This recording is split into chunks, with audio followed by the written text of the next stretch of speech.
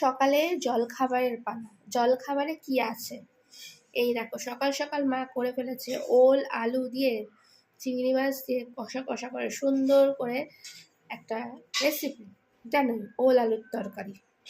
চিংড়ি মাছ আছে, চিংড়ি মাছ দিলে তো জানোই টেস্টি হয়ে যায়। আর তার সাথে আছে ভাত। ও এখন মেখে চটকে পাটকে খাবো আর কি। ভালো না?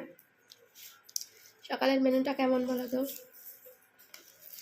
যদিও বা কলকাতা শহরে এরকম দেখতে পাওয়া যায় না, কিন্তু আমাদের বাড়িতে চলে ভাতটা খাওয়া আর কি। বলবে গ্রামের দেশের মতন সেই সকালবেলা উঠেই এক থালা করে ভাত নিয়ে বসে পড়ো। আসলে যখন আমি বেরোই তখন তো খেতেই হয়, সেই অভ্যাসটা রয়ে যায় আর কি। অন্যদিন অন্য কিছু খেলে তখন আর মনে হয় না কিছু খাইনি।